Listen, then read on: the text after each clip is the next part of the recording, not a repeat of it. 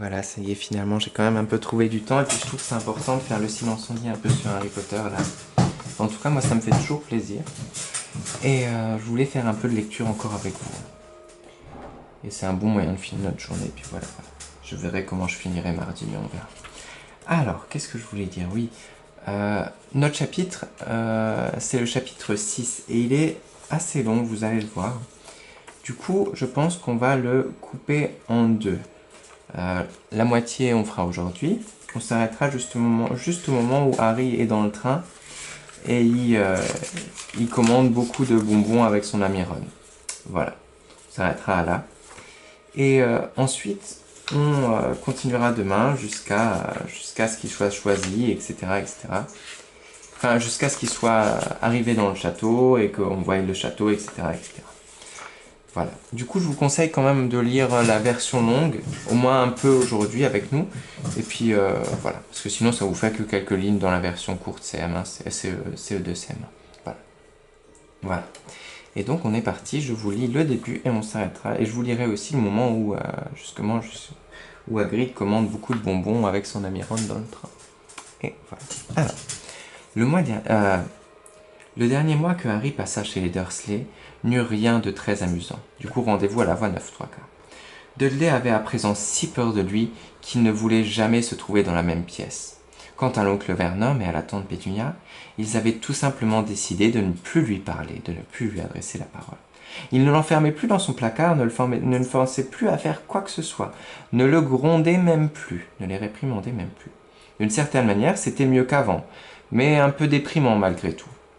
Harry restait donc dans sa chambre en compagnie de sa chouette qu'il avait baptisée Edwige, un nom trouvé dans son Histoire de la magie. C'est un livre sur la magie du coup.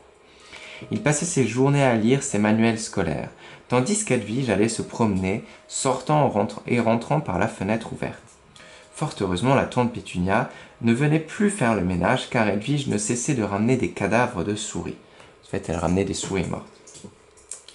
Tous les soirs avant de se coucher, Harry barrait un jour sur le calendrier de fortune qu'il avait fait lui-même sur un morceau de papier accroché au mur.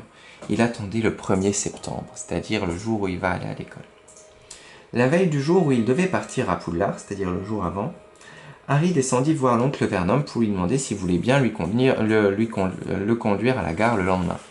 Dans le salon, les Dursley étaient en train de regarder un jeu télévisé, c'est-à-dire un jeu à la télé, et il tout sauta pour signaler sa présence. En le voyant, Dudley poussa un hurlement et sortit de la pièce en courant.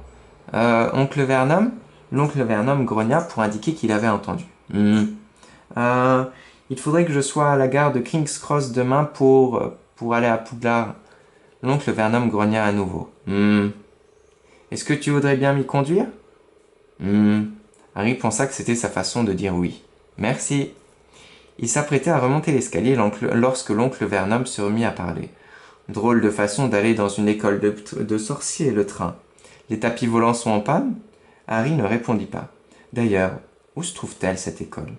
Je ne sais pas, dit Harry, en prenant conscience pour la première fois de son ignorance à ce sujet. Je dois prendre le train à la gare de King's Cross à 11h sur la voie 9 3/4, ajouta-t-il en regardant le billet que Hagrid lui avait donné. Son oncle et sa tante l'observèrent avec des yeux ronds. La voie combien? 9 3/4. Ne dis pas de bêtises, dit l'oncle Vernon. La loi 9 3/4 n'existe pas. C'est écrit sur mon billet. Mais ils sont tous fous, décréta l'oncle Vernon. Enfin, tu as de la chance. Je devrais de toute façon aller à Londres demain matin. Pour le travail? Demanda Harry, essayant d'être aimable.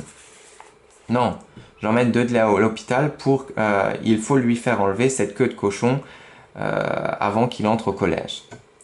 Et voilà, le lendemain, Harry se réveille dès 5h du matin et s'habille.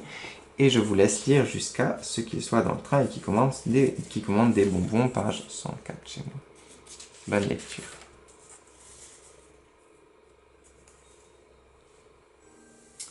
Et voilà, du coup, la fin du chapitre. Le train était sorti de Londres à présent.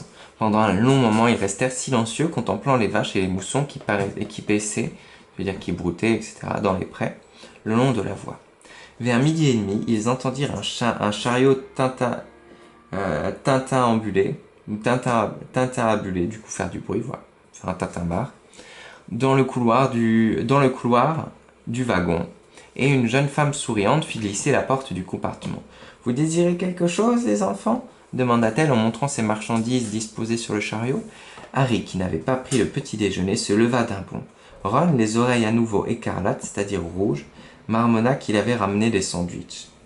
Pour la première fois de sa vie, Harry avait les poches pleines d'argent, et il était décidé de s'en servir pour s'acheter autant de barres de chocolat qui lui feraient plaisir. Mais en examinant les friandises que vendait la jeune femme, il s'aperçut qu'elles étaient totalement inconnues. Jamais il n'avait entendu parler des trajets surprises de Bertie Crochu, des ballons de gomme, des bullards, des choco-grenouilles, des passes à citrouille, des fondants du chaudron ou des baguettes magiques à la réglisse.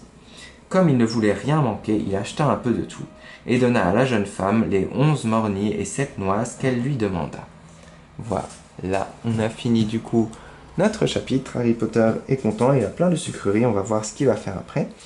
Demain, voilà, et puis ils vont arriver bientôt à Poudlard. Je vous souhaite de passer une très bonne soirée.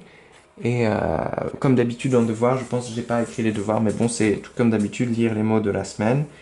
Et voilà, les relire un peu. On n'a pas fait de leçons importantes, je crois, aujourd'hui. On a fait juste pas mal de révisions et d'exercices. Du coup, voilà. Juste commencer à apprendre les mots de la semaine. C'est tout. Bonne soirée, à demain. Reposez-vous bien.